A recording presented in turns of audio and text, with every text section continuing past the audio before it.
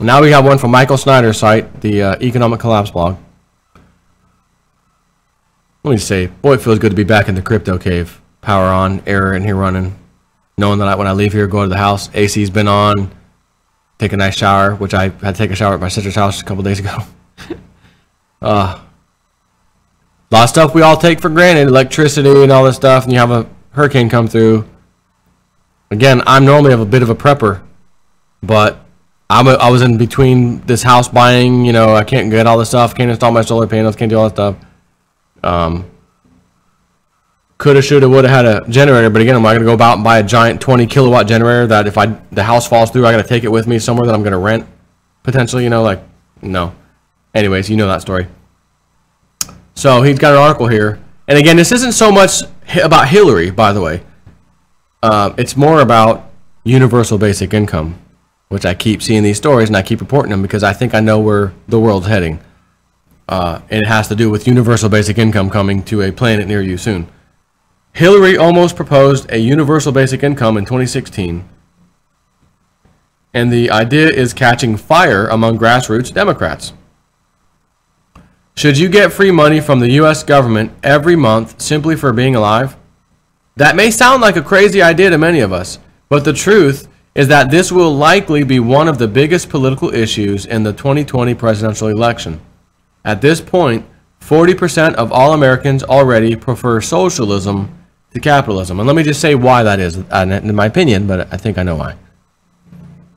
Because capitalism, what we think is capitalism, if you look at the textbook definition, it should actually be fine right now.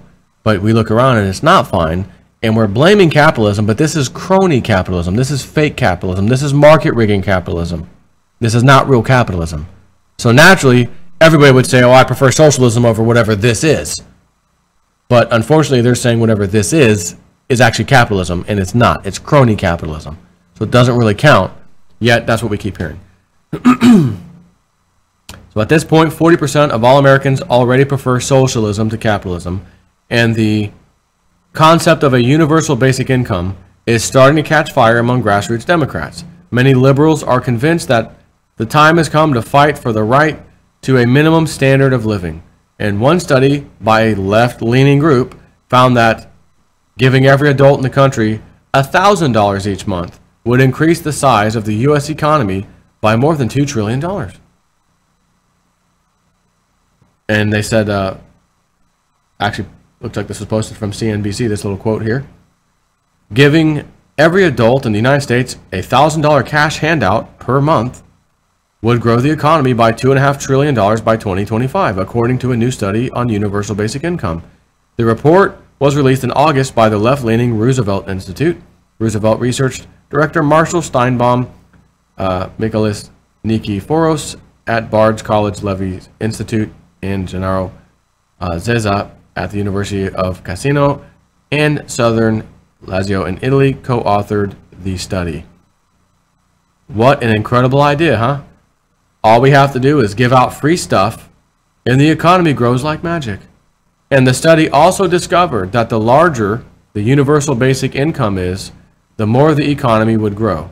So why not make it $10,000 a month for everybody?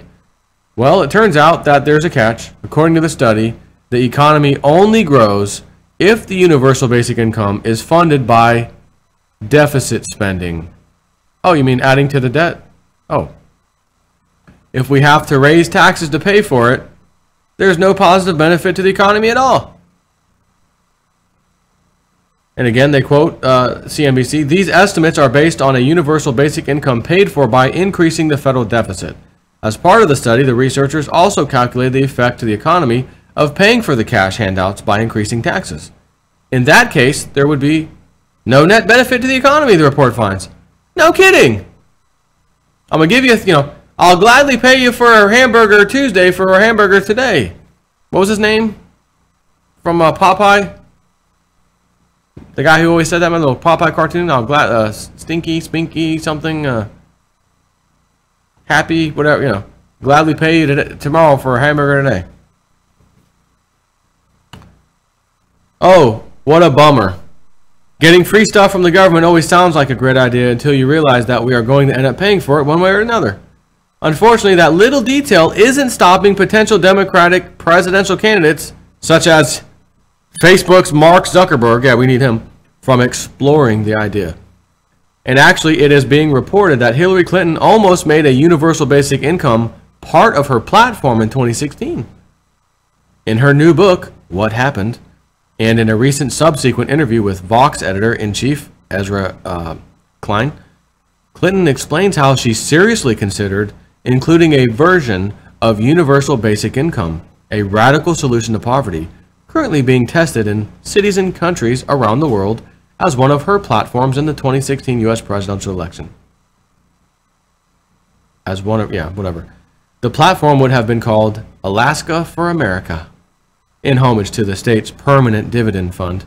Every year since 1982, Alaskans have received a yearly check, typically ranging from $1,000 to $2,000, as a kickback from the pot of money that has been set aside in case oil reserves dry up. If that left is ever able to get this implemented, do you think that we will ever be able to take it away? Over time, government just keeps getting bigger and bigger, and so does our national debt. In fact, we just hit a major milestone in that regard. According to CNS News, we just surpassed the $20 trillion mark for the first time ever.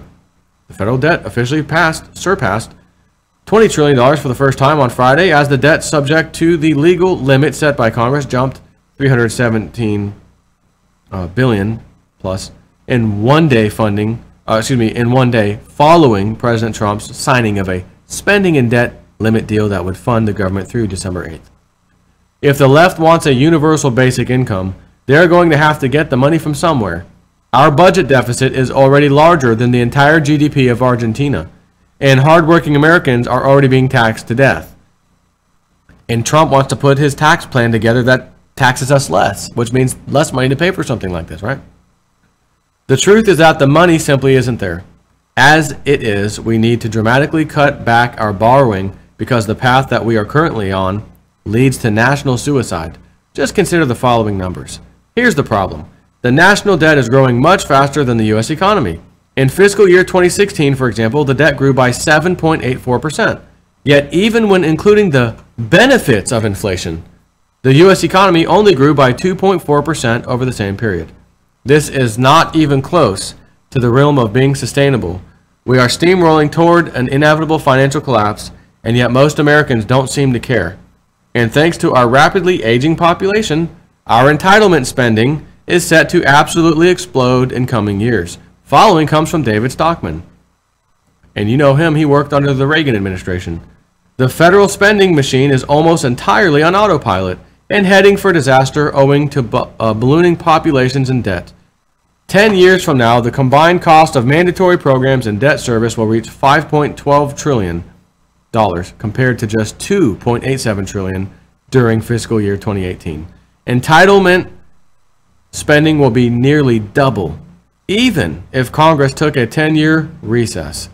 As shown below, which we don't need to see because it's not really there, that means the federal spending share of GDP is now inexorably climbing towards 30% owing to baby boomer retirements, even as revenue under current law is stuck at about 18% of GDP.